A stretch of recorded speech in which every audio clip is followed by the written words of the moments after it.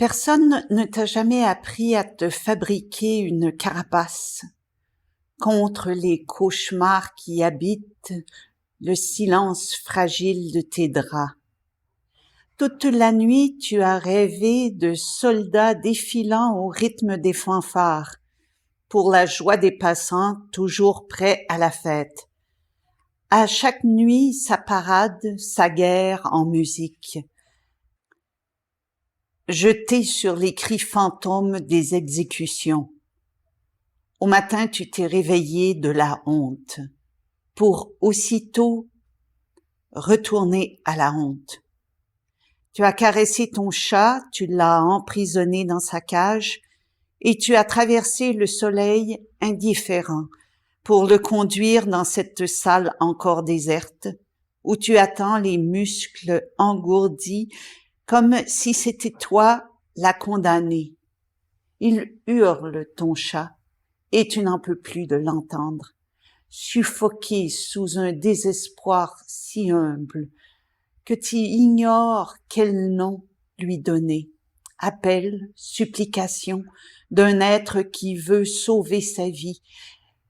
Tu ne sais de quel droit tu as décidé de sa fin, de quel droit tu te prends pour Dieu. Pour un peu, tu t'enfuirais, la cage soudée à ta main. Mais tu restes là, vissé au hurlement dans ton oreille, tandis que la réceptionniste devant toi continue son travail, sourde à votre détresse. Il te regarde de ses yeux déjà morts, ton chat, sans comprendre ta cruauté, et tu lui demandes pardon. Tu demandes pardon pour tout ce qui finira aujourd'hui, humain ou bête abêtie, bâtard de la vie usé à la corde. Mais les bêtes ne se suicident pas, même dans la douleur innommable. Elles attendent d'être recouvertes par le noir. Peut-être aurait-il mieux aimé continuer à souffrir, ton chat, comme tous les félins depuis leur apparition, et toi, tu le forces à une mort moderne, alors qu'il n'exigeait que sa pâtée quotidienne. Les idées et les images et les mots brouillent l'immobilité de la pièce, et tu essaies d'entrer dans la tête des bourreaux, juste avant qu'ils enlèvent le tabouret sous les pieds des pendus, ou enfoncent une seringue dans l'artère d'un meurtrier.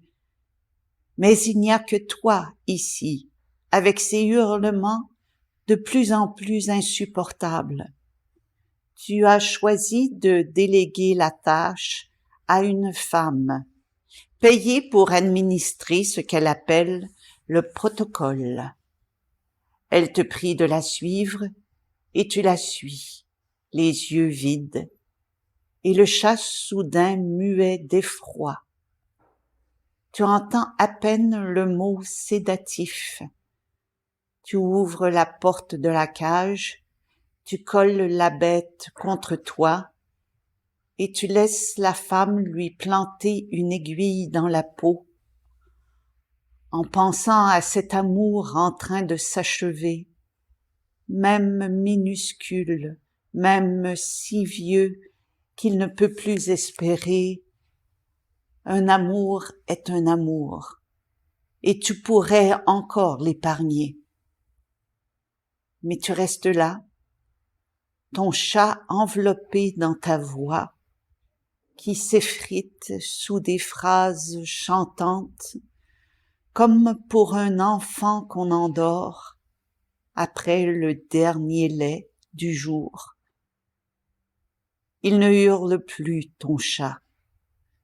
Maintenant rassuré par l'odeur de tes mains qui l'ont tant caressé et nourri et brossé tous les soirs devant le journal télévisé, soit noire, soit vibrante et si chaude parfois aux heures malades que tu t'inquiétais des manières de la douleur chez les vivants sous le seuil des mots. Comment soigner sans certitude? Comment faire comprendre la bonté des petites tortures qu'on appelle traitement? Tu tournes dans tes questions en regardant les minutes avancer trop vite sur l'horloge. La femme en blanc revient avec la mort. Et tu déposes sur la table la chose déjà enfuie. Tu lui dis des mots muets de mère. Tu lui touches la joue en songeant au condamné, achevé dans la haine. Et tu te mets à pleurer quand le petit cœur s'arrête. Tu pleures comme tu n'as pas pleuré depuis longtemps. Et tu continues à caresser la dépouille tiède en lui parlant comme on parle aux défunts.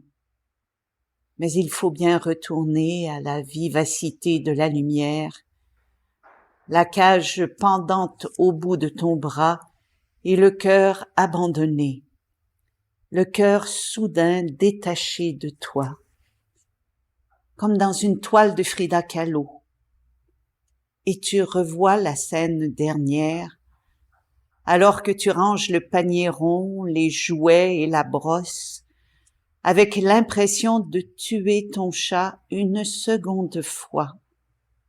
Il ne te restera de lui que des images repliées sur l'inavouable d'une tristesse où résonnent les hurlements de tous les chats noirs, brûlés vifs au temps de la sorcellerie. Tu voudrais accueillir les bûchers, retourner à la poussière, et tu creuses dans la langue commune une même fosse aux bêtes et aux femmes, possédées par le diable des superstitions. Te voici bec et griffes, comme chaque fois que surgit une ancienne mémoire, ta peine endormie au fond de la poitrine, et toi soulagé, avec l'image de ton chat en paix dans une mort, comme celle que tu te souhaites quand tu seras toi aussi aveugle et sourde. Une petite injection et tu t'éteindras, telle une flamme à bout d'espérance, où tu iras rejoindre le troupeau des vertébrés, sommeillant dans l'éternité de leurs cendres. Mais ta faute, cette entaille que tu désinfectes trop vite de ta bonne conscience, car tu l'as fait disparaître sans son consentement, ton chat. Comme une fille, sa mère, quand elle refuse une vie maintenue à force d'acharnement. Soudain, tu ne sais plus distinguer le bien du mal, ni le purgatoire de l'enfer où tu te retrouves parmi les âmes coupables. Il est là en toi, cet embrasement de la souffrance. Là, ces hurlements qui viennent troubler ta solitude. Toutes ces bêtes jetées vivantes aux déchets, mortes de faim au bout de leur chaîne ou battues à en crever. Et tu pleures avec Nietzsche devant ce vieux cheval sous les coups de cravache, car la philosophie ne peut rien contre la cruauté des maîtres. Pour laver la douleur, il n'y a que les larmes. Et la poésie, quand elle arrive à toucher la moelle de la langue. Seul désormais avec ta main, tu noircis des pages et des pages, puisqu'il te faut un lieu pour loger la honte, qui pourrait finir par te tuer, comme tu as toi-même tué ton chat, quand il ne quémandait qu'un sursis. Tu es restée sourde comme une pierre, toi, la prétendue pleine de grâce, la bénie entre toutes les femmes, te voilà désormais chassée du grand jardin. Tu erres à la recherche d'une rédemption. Tu sais maintenant le meurtre collé à ta peau, telle une tique résolue à sucer ton dernier sang. Tu appartiens à une race domestiquée à l'ombre des églises, mais tu parles encore comme tout le monde, la langue de la barbarie. Louise Dupré.